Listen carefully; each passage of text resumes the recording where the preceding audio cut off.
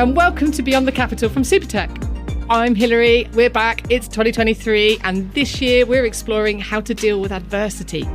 I'm going to be talking to entrepreneurs, business leaders about how they've overcome major challenges. I'm going to find out how they made it through the ups, the downs, building thriving businesses ultimately and doing it from the regions, because this is Beyond the Capital.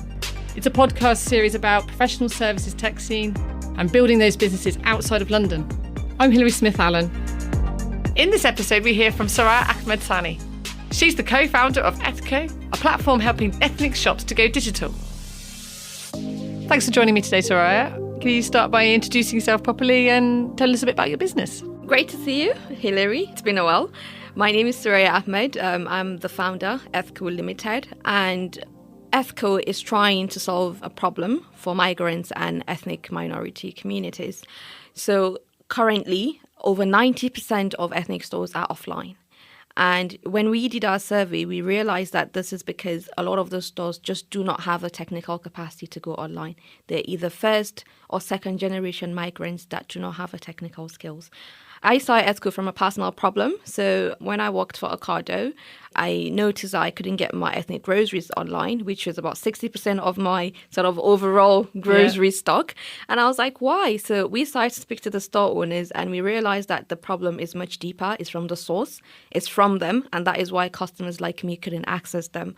With the obviously advancement of AI, we thought, how could we use AI to make it really easy for the stores to go digital so they don't need to snap pictures or, upload products in the normal way, because these are all things that require people to be technical. So we're basically connecting consumers and ethnic stores with the help of artificial intelligence. And I imagine in a post-COVID world, the sort of demand and expectation of that convenience is growing considerably. Definitely. I think, consumer lifestyle has drastically shifted. You can count the number of people that want to go into a store, even have the time to go into a store. Even if we do have the time, we want to have an option to go in if we want to and not have to go in if we haven't got the time. It's not the same with myself, and a lot of millions of ethnic minorities globally are facing similar issues. So whether you like it or not, you have to take a walk to that store because a lot of them are just not online.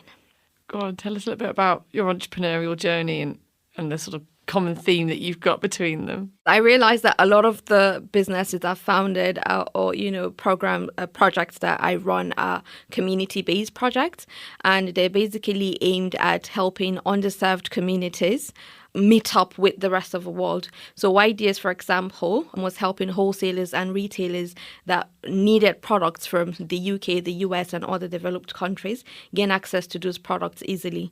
Currently, as an African, especially as a Nigerian, you can't use your credit card to shop from a UK wholesaler or retailer just because we're sort of financially excluded for several reasons. So we want to make sure that communities that really want access to certain things have access to those things.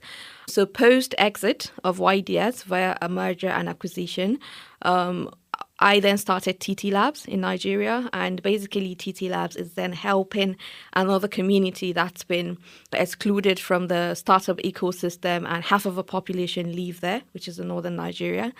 And we're basically trying to help them fill that angel investment gap that stops them from raising further funding.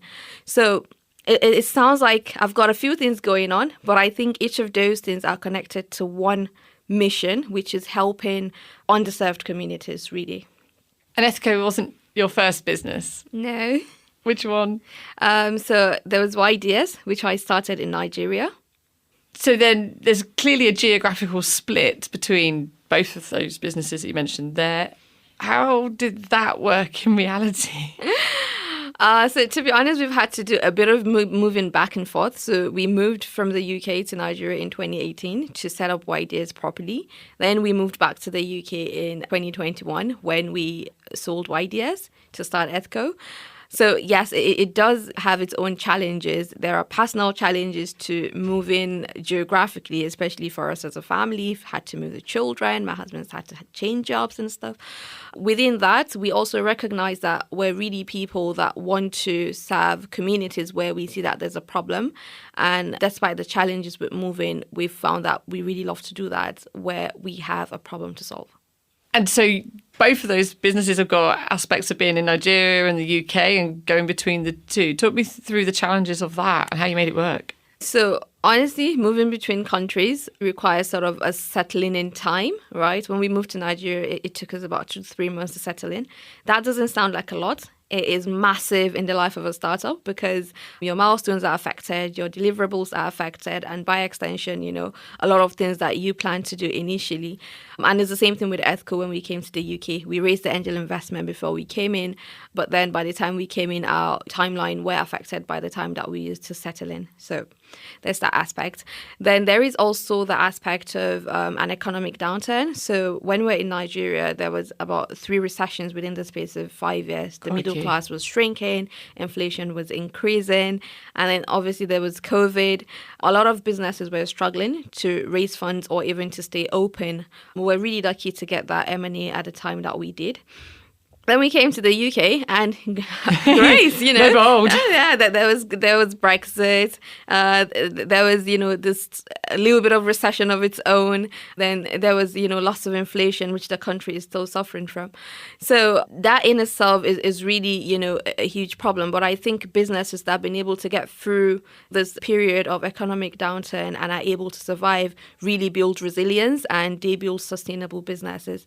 At a point I was thinking, does inflation and recession follow me around? But yeah, probably doesn't. Yeah. You seem to be doing okay through it. Yeah. Okay. What's it like then as a female entrepreneur with kids and running a startup? That must be a little bouncy. Well, to be honest, I know a lot of women like to put up the superwoman narrative, right? And I will say we're super and suffering, right? Because the truth is you've got to balance, right? You've still got the children, you've still got the home, you've still got, all of those things that, they're really important to you as well. They're your babies, but your startup is your baby as well. So you're having to balance between all of these children and all of these babies that you've got around. And that is challenging. And we have to accept that it is challenging being a woman and being an entrepreneur. Sometimes you need the weekends. We're not the nerdy quacks that, go overnight, working on our startups because we need to give that time to our families sometimes. Yeah, so I think the ideal image of a startup founder that's been portrayed out there, which is a young man that doesn't sleep or doesn't take any rest, spends all week or all weekends working, it doesn't really sort of resonate with a female or a woman that's got a family. However, when you give us things to do, we do them very quickly. And that's because we've got a lot of things to do, so we're having to prioritize, and we get really good at doing that. So it's got its advantages, and it doesn't mean we're not as capable as those guys that spend the weekends to do stuff. It just means we do them in a different way. You choose to have that time with your family as opposed to following a stereotype of what a founder. Exactly. And what I want to say is the results aren't much different. So good for you. Yeah. So bringing it back to Ethco, thinking about you as that female entrepreneur, we hear often that there's a funding gap generally, and that it's more acute, the sort of more diversity demographics that you pursue. What's your insight on that? There is a funding gap, right? There is a funding gap for female entrepreneurs. We only access about 3% of venture funding currently. Then when you come to Black female entrepreneurs, that number is 0.34%. So it is really, really minute. Tiny. Right? Tiny. I really don't see that as a reason to not try or to not go for it. I recognize the gap and, the sort of stereotype and bias that doesn't help Black female founders. What I use that to do is to ensure that I am really prepared and I'm exceptionally good at what I do, because that is how we break this bias. That is how we fill in for people that are coming in. If we try to succeed and we manage to succeed, then they will see the next female Black founder come in, probably in a different light. So I don't see it as a deterrent. Not a reason not to try. Yeah. Even though to become the statistic. Exactly. It's really small. It's 0.34%. But if we really want those numbers to go up or go higher, then we have to try and we have to be there. It's also interesting, right? Because you would have thought the reason why funding for female entrepreneurs is low is because we aren't succeeding, or that companies that got female investment aren't doing well. But it's really the opposite, you know. So companies that had at least one female founder have done 63% better than companies that have had all male founders. And I know, right? In terms of revenue, there is 35% higher ROI when the people leading a technology company are women, and 12% higher revenue. So you begin to ask the question, where is this really coming from? It's not from data that suggests that when you invest in women, you don't get the returns, or yes, that the company doesn't do well. It's really, I don't know. There are just fewer women in the system, perhaps. It's something that continues to amaze me, and I'm really looking for answers. Hopefully I find that soon. Where do you get your ambition and drive from then? I know you talked about I wanted to help the communities, but the startup entrepreneurial life is not for everybody. No, so I started entrepreneurship at the age of 14. And I started to sell things because I needed to put myself through school. So I started to sell things to the students and to the teachers in my school. And I was given a waiver to sell in school because it's not allowed. So that's sort of where I started. I obviously didn't have an organized business from there, but I've really never looked back ever since. Oh, driven from need. Bit Alan Sugar. Yeah.